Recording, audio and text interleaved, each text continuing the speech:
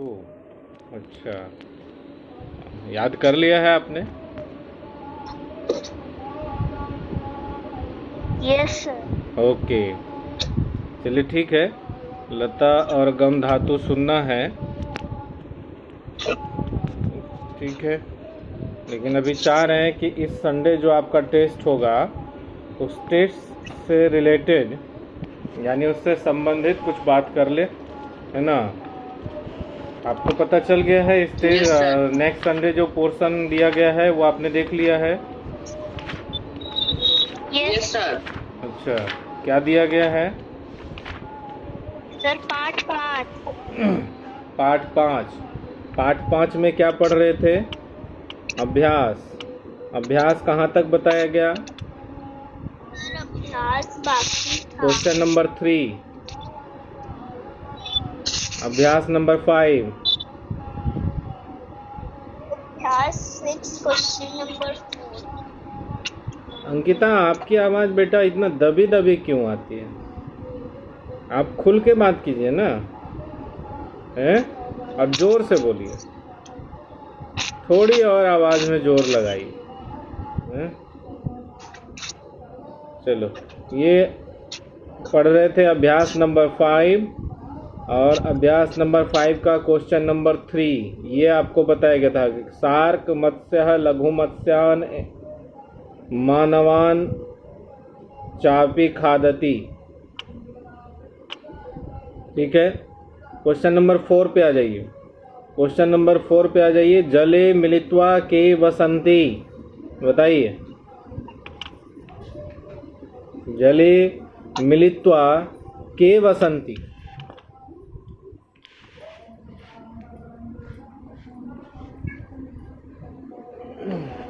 Answer बता दूं या आप बताएंगे? मैं बता दूं? चलो ठीक, लिखो। जले मिलित्वा जंतवः वसंती। जहाँ पे जले मिलित्वा के वसंती लिखा हुआ है, जहाँ पे के है उस के को हटाकर वहाँ पे आपको लिखना है जंतवः। के जगह पे जंतवः लिख दीजिए, आंसर हो जाएगा कंप्लीट। ठीक है, अगला देखिए पांचवें में देखिए। मंडूकः कुत्र वसति, बताइए। मंडूक जले भूमौ च उभयत्र जले भूमौ च अभयत्र वसति। हाँ ठीक है, नोट कर लीजिए। मंडूकः जले भूमौ च, जहाँ पे कुत्र लिखा हुआ है ना, मंडूकः कुत्र वसति, उस कुत्र की जगह पे आपको लगाना है जले भूमौ च उभयत्र। कुत्र की जगह पे आपको लिखना है जले भूमौ च उभयत्र वसति। हाँ बोलिए अभिज्ञान, बोलिए। सर क्वेश्चन नंबर 6 के 3 तक बता दिया गया था। क्वेश्चन नंबर 6 के 3 तक बता दिया गया। बता दिया गया। मैं तो बोर्ड पे बता रहा था कल जी।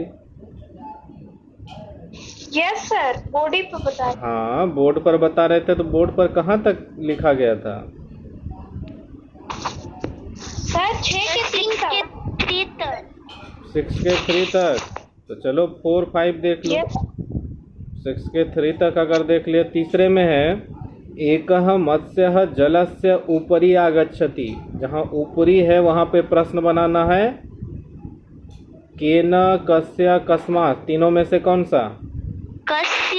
कस्य। अगला प्रश्न है सार्कः लघु मत्स्यान खादति। लघु मत्स्यान के जगह पे क्या नोट करेंगे? कान। समुद्रे बहवः जंतवः वसंती, जंतवः के जगह पे क्या लिख दें? के। बन जाएगा प्रश्न? Yes sir. अच्छा, बन जाएगा प्रश्न। चलिए आप ये बताइए, आप में से कौन ऐसा बच्चा है जिसको कि बोलने के लिए क्लास में मौका नहीं मिलता है? कोई नहीं। अगर कोई ऐसा बच्चा है जिसको कि जो बोलना चाहता है और मैं उसे डांट देता हूँ, ऐसा कभी हुआ है? नो सर, नहीं हुआ है। नो सर, नहीं हुआ है। होना भी नहीं चाहिए, होना भी नहीं चाहिए, ऐसा होना भी नहीं चाहिए। अगर आप, मैं हूँ चाहे अदर कोई भी टीचर हूँ, ठीक है, ऐसा होना नहीं चाहिए। अगर आप बोलना चाहते हैं, बस बशर्ते एक चीज़ मैं हमेशा आपको बताता हूँ कि जब पढ़ाई चल रही हो, पाठ पढ़ रहे हो और पाठ के दौरान अगर आप कुछ बोलते हैं तो उस समय आपको नहीं बोलना है, ठीक है? यही बात हुई थी सार्थक? Yes sir. केवल पाठ के दौरान। ऐसे तो आपको क्वेश्चन जब भी पूछता हूँ तो सबको बोलने का मौका मिलता है, ऐसा तो कभी हुआ नहीं, मेरे ध्यान में नहीं है, ठीक है? No sir. अच्छा, चलिए अगले प्रश्न पे आइए। अगला जो प्रश्न है वो है मूल्यात्मक प्रश्न, ठीक है? मूल्यात्मक प्रश्न में है अस्मिन् पाठे भवन्तः विभिन्न जंतूनाम विषय पठन। ये बता रहे हैं कि अस्मिन् पाठे, इस पाठ में, भवन्तः आप लोगों ने, विभिन्न जंतूनाम विषय पठन, अलग अलग जंतुओं के विषय में पढ़ा है। पढ़ा है इस पाठ में कि नहीं पढ़ा है? सर पढ़ा है। पढ़ा है। ये बताइए, अस्माभिः एतेषां जंतूनां रक्षणं करणीयम, है ना? हम लोगों को इन जंतुओं की रक्षा करनी चाहिए या नहीं करनी चाहिए? करनी चाहिए।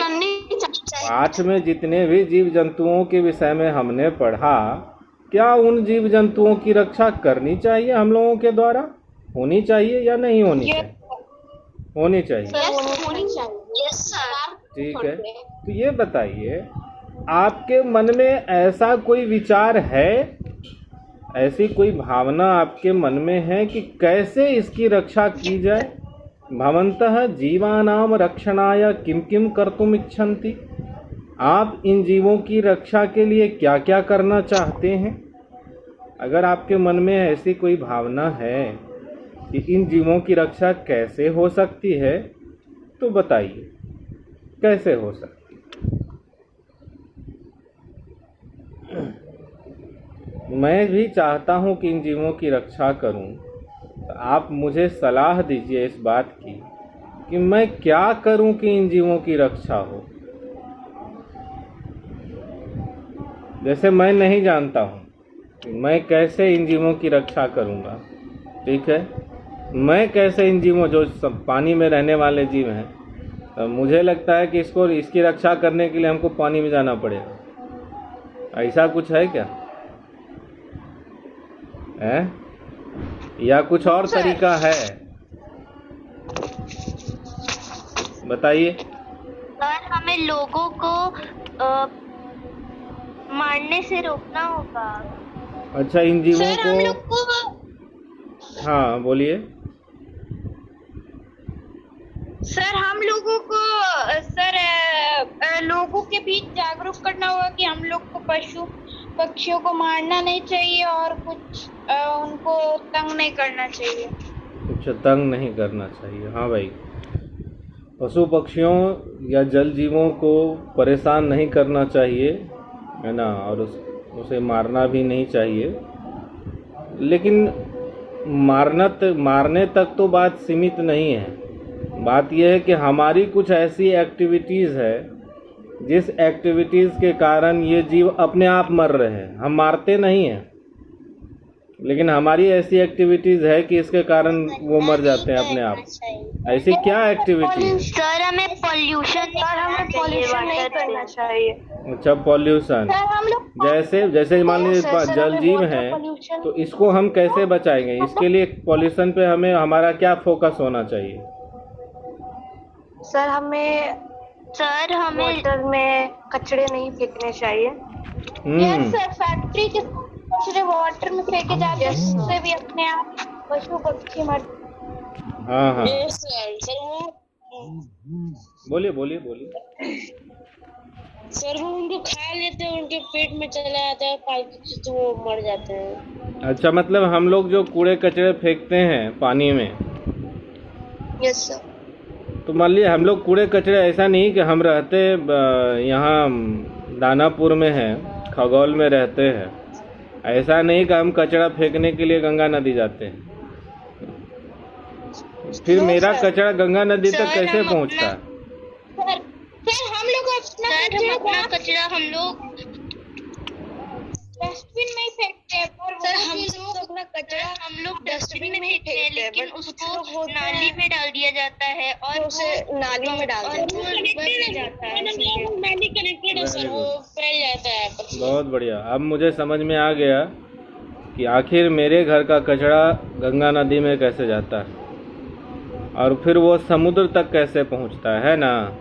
जैसे हम लोग कचरा फेंकते हैं तो वो नाली में, घर के आसपास के नाली में डालते हैं, फिर नाली के माध्यम से वो नाली धीरे धीरे जाके नहर में मिल जाती है और नहर से धीरे धीरे वो जाती है गंगा नदी, और गंगा नदी से वो धीरे धीरे बहते हुए समुद्र में।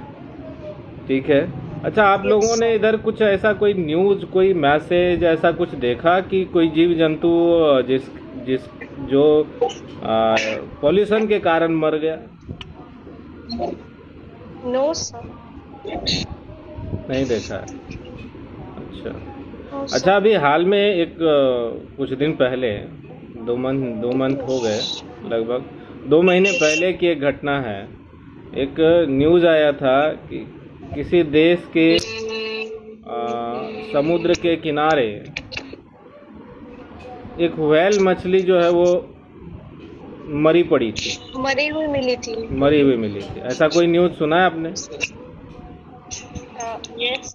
हाँ, बाद में उस पर रिसर्चर जो थे वो रिसर्च किए। रिसर्च करने के बाद उन्होंने क्या पाया, ऐसा कुछ पढ़ा आपने? जानते हैं, बाद में रिसर्च करने के बाद रिसर्चर ने ये पाया कि वह व्हेल मछली इसलिए मर गई थी क्योंकि उसके पेट में सिर्फ और सिर्फ प्लास्टिक मिला था। ठीक है, और प्लास्टिक कम मात्रा में नहीं थी, बल्कि भारी मात्रा में प्लास्टिक पाया गया था, और उस भारी मात्रा में प्लास्टिक पाए जाने के कारण वह प्लास्टिक धीरे धीरे कर उसके फेफड़ों, यानी जहाँ से वो लोग सांस लेते हैं, वो उनकी वो तंत्र क्रिया जो है वो ख़त्म हो गई। इस वजह से वो सारे व्हेल मछली जो है उस तरह पाई गई है। ठीक, तो देखिए, कहीं ना कहीं हम लोगों के घर से निकलने वाला जो कूड़ा कचरा है, यह प्रकृति में रहने वाले जीव जंतुओं के लिए भी नुकसानदायक है। इसलिए हमें इसका ख्याल रखना है कि हम अपने घर के कूड़े कचरों को घर के आसपास के नाली में न फेंकें। हाँ, डस्टबिन में डाल दें। म्युनिसिपैलिटी के लोग आते हैं, है ना, वो फिर उस कचरे को सही जगह पे ले जाएंगे। ठीक है, जहाँ से और जीवों को नुकसान ना हो। और कोशिश करें कि कुछ घर में, आप लोगों को तो सिखाया भी जाता है, वो क्या बोलते हैं, डस्टबिन के कई ही पार्ट होते हैं। कितने पार्ट होते हैं? 2 पार्ट होते हैं। मतलब किस किस तरह के मटेरियल्स होते हैं जिसको कि डस्टबिन में डालता है, उसके लिए कितनी तरह के डस्टबिन आते हैं? Biodegradable material, biodegradable and non biodegradable. अच्छा, ये कितने तरह के डब्बे पाए जाते हैं, कितने कलर में, जिसमें कि डाला जाता है कूड़ा कचरा? Green and blue. चलिए आपको बताता हूँ। मैं अभी एक जगह गया था, ठीक है, और वहाँ मैंने देखा 4 कलर के डब्बे पड़े हुए थे। ठीक है, एक ग्रीन डब्बा था जिसमें फूड मटेरियल्स, यानी वेस्ट फूड मटेरियल्स जो था वो रखा हुआ था। ठीक है, एक ब्लैक कलर का डब्बा था, डस्टबिन। और मैं डब्बा बोल रहा हूँ, डब्बा मतलब डस्टबिन समझना आप। हाँ ठीक है।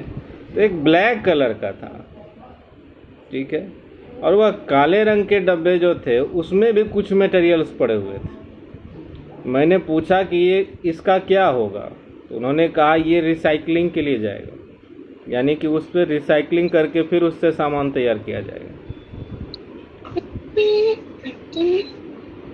एक ब्लू कलर का डब्बा था, यानी बेटा कोई गाना गा रहा है, अगर गाना गाना है तो ठीक से गाओ ताकि हम लोग सुने। आर्या वत्स हैं जो गाना गा रहे हैं क्लास में, अगर आर्या वत्स को गाना गाना है तो वो ठीक से गाए, ठीक है। चलिए, आर्या वत्स गए घर पे गाना गाने। बात समझ में आ गई? आर्या वत्स कहाँ गए? आप समझ गए होंगे कि आर्या वत्स कहाँ गए। क्लासरूम में आने हैं? हाँ, वो चले गए, अब घर में गाना गाएंगे। ठीक है। अच्छा, मैं बता रहा था एक ब्लू कलर का डब्बा था, उसमें भी कुछ मटेरियल्स पड़े हुए थे, कुछ सामान वगैरह कुछ ऐसे ही पड़ा हुआ था। मैंने पूछा इसका क्या होगा, तो फिर उन्होंने कहा कि ये जो है ऐसे सामान है जिससे खाद तैयार किए जाएंगे, ठीक है। और एक लाल कलर का डब्बा पड़ा हुआ था। मैंने पूछा इसका क्या होगा, तो उन्होंने बताया कि सर जितने भी ऐसे सामान हैं जिसका कुछ नहीं हो सकता, यानी ऐसे मटेरियल्स जिसको ना रिसाइकलिंग किया जा सकता है ना उससे खाद तैयार किया जा सकता है, वो वेस्ट मटेरियल्स है, यानी कि अब उसका कोई उपयोग नहीं है, ठीक है। जो ऐसे सामान होते हैं जैसे प्लास्टिक के थैले वगैरह, ठीक है, तो उसका फिर रीयूज़ नहीं करते हैं, उसको फिर कचड़े में फेंका जाता है। तो ऐसे जितने सामान होते हैं वो लाल कलर के डब्बे में होते हैं। तो इसी तरीके से हमें लगा कि चलो बहुत अच्छी बात है ये, 4 रंग के डब्बे हैं, उसमें 4 तरह के सामान पड़े हुए हैं। तो ऐसे ही कचड़े हमारे घरों से भी निकलते हैं, ठीक है। तो हमें कोशिश करनी चाहिए अपने घर के आसपास जो जीव जंतु या जानवर रहते हैं, अगर कोई फूड मटेरियल्स है तो हम उसे सड़ने से पहले ध्यान रखें। ऐसा नहीं कि सड़ा हुआ या उसमें फफूंदर जो बोलते हैं वो लगा हुआ, ऐसे सामान जानवरों को नहीं खिलाने चाहिए, ठीक है। यानी उसको सड़ने से पहले उन जानवर तक दे दें ताकि उनका भी पेट भर जाए उस सामान से, ठीक है। खास करके गौ को जूठा सामान नहीं देना चाहिए, ध्यान रखिएगा, ठीक है।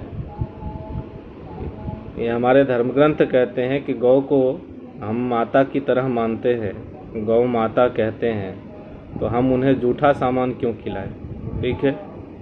चलिए, ये तो बात हो गई डस्टबिन और सुरक्षा की, कि हम अपने पर्यावरण को या अपने पर्यावरण में रहने वाले जीव जंतु जीवों की या जल जीवों की सुरक्षा कैसे करेंगे। अब बात करते हैं थोड़ी गतिविधि की। गतिविधि में आपका है भवताम प्रियः पशुः कः अस्ति। आपका प्रिय पशु कौन है? जैसे पर्यावरण में बहुत सारे जीव जंतु जानवर रहते हैं, तो कुछ उसमें से बड़े प्यारे प्यारे जानवर होते हैं जो हमें बहुत अच्छे लगते हैं। तो आपके ऐसे कौन से जानवर हैं जो कि आपको बड़े पसंद हैं, बताइए। Sir parrot. यानी कि उसको संस्कृत में बोलिए। सर विडालः। विडालः, विडालः अर्थात बिल्ली, ठीक है। बहुत बढ़िया। और सर कुकुरा। कुकुरा, कुत्ता, हाँ भाई, घर में अब पालने लगे हैं pet dogs. Sir Mayura. Mayura, मोर, भाई बड़ी हमारे भारत का सम्माननीय पक्षी। उसको कौन सा, ये मोर को क्या बोलते हैं हम लोग, कौन सी पक्षी अपने भारत के लिए हम जब मोर के बारे में क्या कहते हैं उसके बारे में? Sir national bird. National bird, राष्ट्रीय पक्षी। राष्ट्रीय पक्षी मोर भी है मेरा। हैं? हाँ, शशका भी है। हाँ, शशका, खरगोश, भाई बड़ी सुंदर, बड़ा प्यारा दिखता है वो, और कोई ऐसा पशु पक्षी के बारे में बताइए। हरिणा, हरिणा बिल्कुल, हरिणा हम लोग पढ़े हैं भैया, हरिणा के बारे में तो हम लोग पढ़े ही है पाठ में, है ना। हरिणा बड़ा प्यारा है ना। हाँ, ऐसे ही ढेर सारे पशु पक्षी है, लेकिन आपको करना क्या है, कुछ पशु पक्षी जिसकी जो आपके फेवरेट हैं, जिसको आप कहते हैं पसंदीदा, है ना, तो ऐसे जो पशु पक्षी हैं जो आपके प्रियतम पक्षी हैं, ऐसे पशु पक्षियों का चित्र बनाना है। और यहाँ पर आपको उसके लिए स्पेस दिया हुआ है, यानी खाली जगह छोड़ा गया है। तस्य चित्रम निर्माय सुंदर वर्णैः रंजयत, उसी पशु पक्षी का चित्र बनाकर आपको सुंदर रंग में रंगना है। तो यहाँ पक्षी का चित्र तो नहीं बनाना है, दिया हुआ है पशु, ठीक है। तो हम पशु जो भी आपका प्रिय है, ऐसे पशुओं का चित्र बनाएंगे, ठीक है, समझ गए। चलिए अगले पर आइए। अगला है व्याकरण पाठ। व्याकरण पाठ में आप देखेंगे यहाँ व्याकरण भाग में दिया गया है वचनम। आज हम लोग जानेंगे वचनम के विषय में, वचन क्या है, ठीक है। सबसे पहले आपको मैं क्लियर कर दूं कि वचन कहते किसको हैं, ठीक है। तो देखिए, संस्कृत में जब संख्या ज्ञान कराना होता है शब्द के माध्यम से, ठीक है, कि संख्या कि 1, 2 या बहुत सारे, इस तरीके से अगर ज्ञान कराना होता है तो उसके लिए हम वचन का प्रयोग करते हैं, ठीक है। वचन संस्कृत में 3 है, एक वचन, द्विवचन और बहुवचन।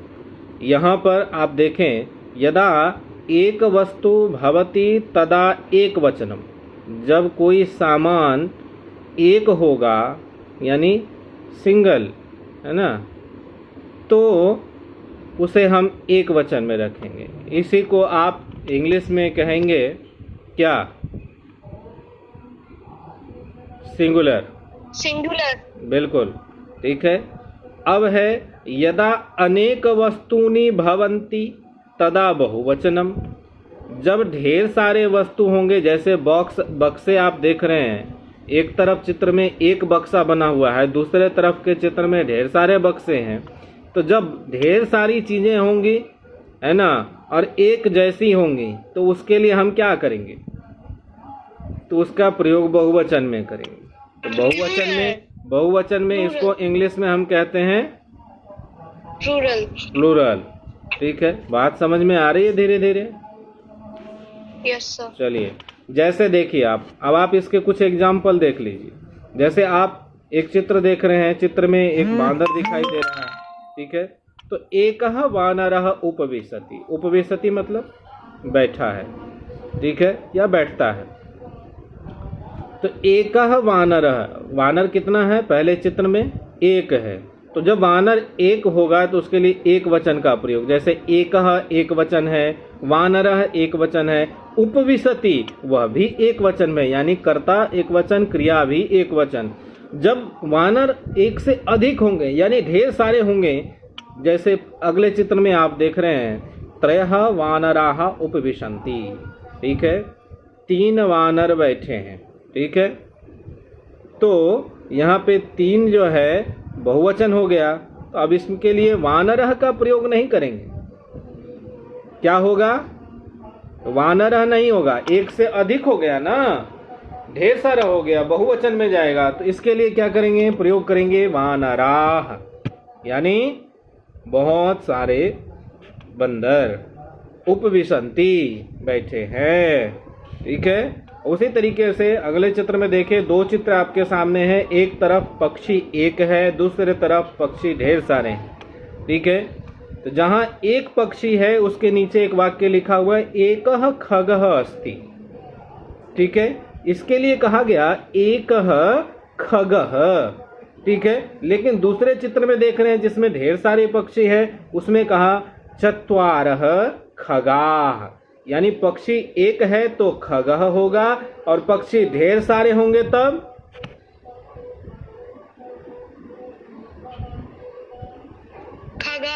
खगा। अरे पक्षी एक है तो अस्ति, और पक्षी ढेर सारे हैं तब वसंती, ठीक है। सार्थक कहाँ चले गए? सार्थक नहीं है, आवाज नहीं आ रही।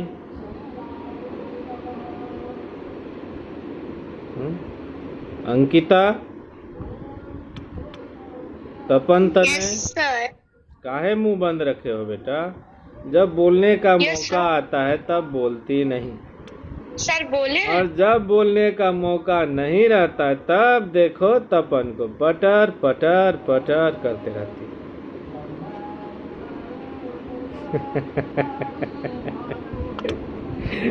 हाँ, जब जवाब पूछे तो माइक ऑन कर लो। इसीलिए तो मैं अभी सभी का माइक जो है ऑप्शन छोड़ रखा हूँ, ताकि आप अपने माइक खुद से हैंडल करें। हाँ बोलिए, ठीक है। चलिए अगले वाक्य पे चलें। अगले वाक्य में आप देख रहे हैं उर्वी कहाँ गई है? उर्वी, उर्वी दिखाई नहीं पड़ रही हो, कहाँ हो उर्वी? सामने आओ बेटा, सामने। हाँ, ये बैक कैमरा करके कहाँ गए थे आप? गलती से ऑन हो गया था। नहीं, तो उसको ऐसी गलती नहीं करनी है। क्लासरूम में ऐसी गलती करने के बाद क्लास से बाहर भी जा सकते हैं, ठीक है। तो आप सामने रहें, हाँ, मुझे दिखते रहे। मैं बारी बारी से सबको देख रहा हूँ कि कौन है और कौन नहीं है। जैसे तेजस्वी, इसको आजकल अपना मुंह छुपाकर बैठे रहने में ज़्यादा खुशी मिलती है, ठीक है। तो बैठे रहो मुंह छिपाकर, तुमसे कोई सवाल ही नहीं पूछेंगे हम। मुंह छिपाकर बैठने वालों से सवाल नहीं करते हम, ठीक है। अब उज्जवल कुमार, इनको बोलने के बाद ध्यान आता है कि मेरा वीडियो ऑफ है। आदर्श राज, इनको बताएंगे तब पता चलेगा इनका कि इनका वीडियो ऑफ है। अभी क्लास से बाहर कर दिए जाएंगे, ठीक है। तो बाद में फ़ोन करेंगे, सर क्यों बाहर किए गए, ठीक है। तो इसलिए हाँ, उज्जवल भैया को बोलो वो मेरे क्लास में पढ़ लेगा।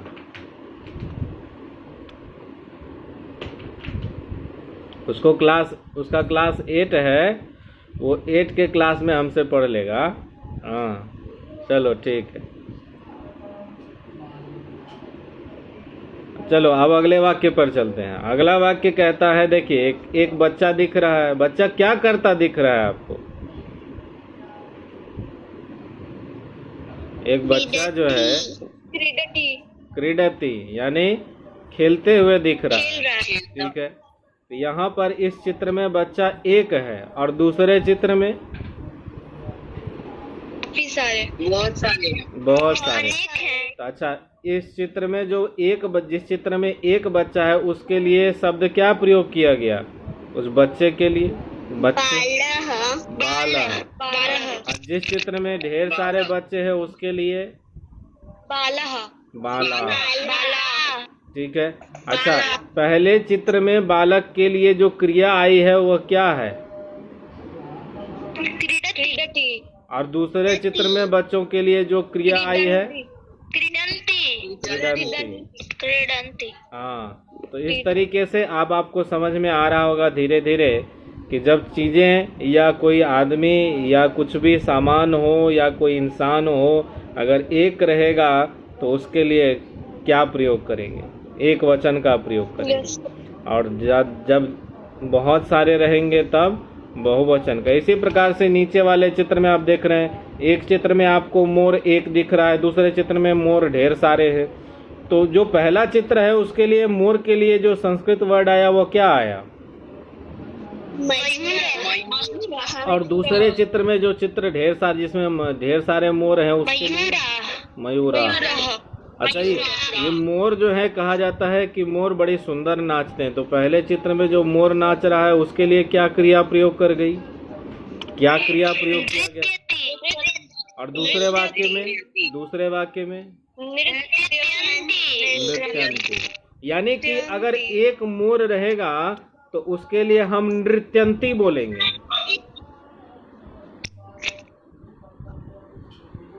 Yes sir. No sir. अगर मोर एक रहेगा तो उसके लिए क्रिया प्रयोग करेंगे नृत्यंती, है ना। और मोर जब ढेर सारे होंगे, नो सर। क्या हुआ? कुछ गलत हो रहा है क्या? Yes sir. क्या? Yes sir. सर मोर एक रहेगा तो नृत्य होगा, और अगर बहुत सारे रहेंगे तो नृत्य होगा। अच्छा अच्छा, वो मैं उल्टा बोल गया ना।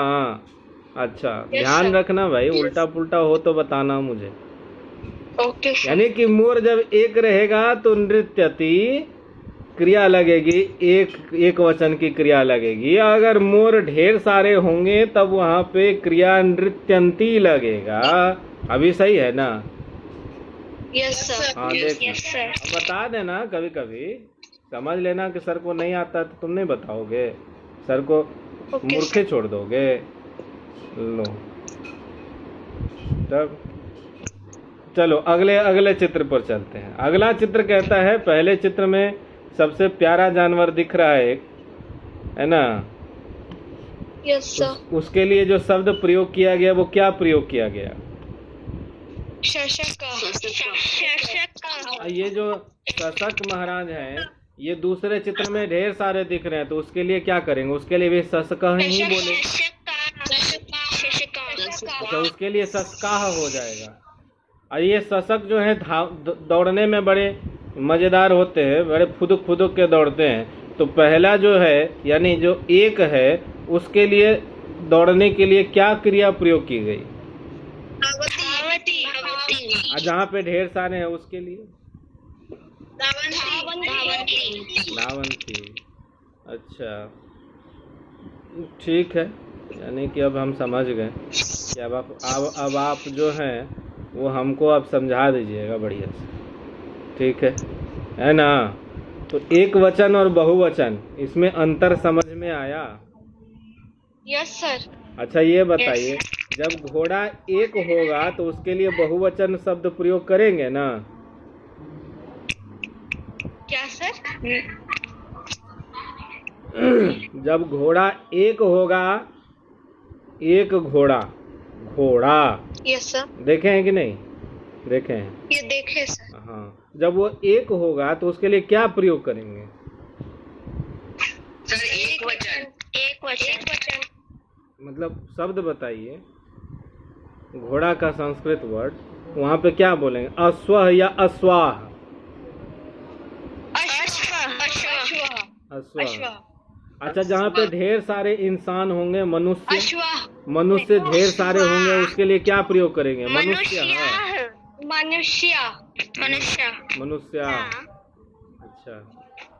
अच्छा, ये मनुष्य के लिए एक पर्याय शब्द हम लोग प्रयोग किए थे कुछ दिन पहले पाठ में। क्या प्रयोग किए थे मनुष्य का पर्याय? सर मानव। इसको बहुवचन में अगर हमको लिखना हो तब क्या करेंगे? मानव का बहुवचन मानवा। अच्छा, ये वृक्ष जो होते हैं, एक होगा, अगर मान लीजिए हमारे घर में एक पेड़ है तो उसके लिए हम क्या प्रयोग करेंगे? वृक्ष। अच्छा, और ढेर सारे होंगे तब? जैसे मेरे पास एक किताब है, इसके लिए क्या? पुस्तकम। आपके पास ढेर सारे किताब है तब उसके लिए? फंस गए ना, कहे थे फलम शब्द रूप याद करो। पुस्तकम। बेटा जी, जब ये एक है तो इसके लिए पुस्तकम, और जब ढेर सारे होंगे तब पुस्तकानी। फलम फले फलानी, कहाँ भूल गए? इसीलिए फलम शब्द रूप पढ़ाए थे आपको।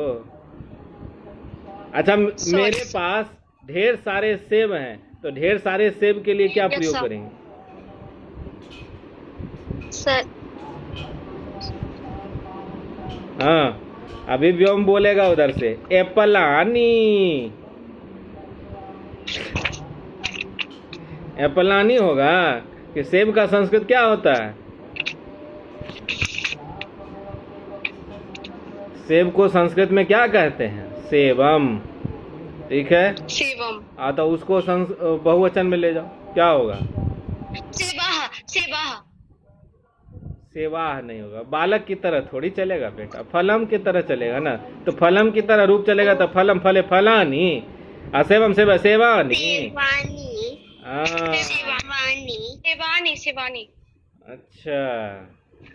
अच्छा, ये द्राक्षा फलम मतलब समझते हैं क्या होता है? द्राक्षा। यस सर, अनार। तो फिर अंगूर का संस्कृत बता दीजिए हमको। अगर द्राक्षा फलम मतलब अनार होता है तो फिर अंगूर का बताइए। सर अंगूर। अंगूरम। अनार का होता है दाडिमम। ठीक है, क्लास 5 में आप लोग पढ़े हैं। ठीक है, इतना भी कंफ्यूज मत होइए बेटा। दाडिमम शब्द है उसके लिए, अनार के लिए। ठीक है, और ये क्लास 5 में ही पढ़ाया गया है। मैं क्लास 5 जितना भी अब मैं क्वेश्चन पूछ रहा हूँ वो क्लास 5 का है। ठीक है, जैसे वहाँ पे सब्जियों के नाम, फलों के नाम नहीं पढ़ाए गए थे क्या? सर पढ़ाए गए थे। फिर इतने कंफ्यूज क्यों है बेटा? हैं? द्राक्षा फलम मतलब अंगूर होता है, दाडिमम मतलब अनार होता है, आलूकम मतलब आलू होता है, हैं? इसी तरह से पुष्प साकम मतलब फूलगोभी है। तो इतना कंफ्यूज नहीं होना, ठीक है। अच्छा, आपको बताए भी थे कि जिस शब्द के अंत में म होता है ऐसे शब्द नपुंसकलिंग होते हैं और उसका रूप फलम की तरह चलता है। ठीक है, इस पर ध्यान रखा कीजिए। ठीक है, चलिए, उम्मीद है कि अब आप क्लास 5 की बुक निकाल कर एक बार ज़रूर देख लीजिएगा। अगर नहीं आपको याद आ रहा है तो पढ़िए उसको और याद रखिए कि क्या पढ़े। ऐसा नहीं है कि जो पिछले पाठ में पढ़ाई हुई है, पिछले क्लास में जो आपने पढ़ा है संस्कृत में, वो आगे यूज़ नहीं किया जाएगा, उसका उपयोग नहीं होगा। बिल्कुल उसका उपयोग होगा, बशर्ते आपको याद होना चाहिए। ठीक है, चलिए फिर मिलते हैं अगली कक्षा में, है ना, ढेर सारे नए नए शब्दों का ज्ञान लेकर। तब तक के लिए बाय बाय।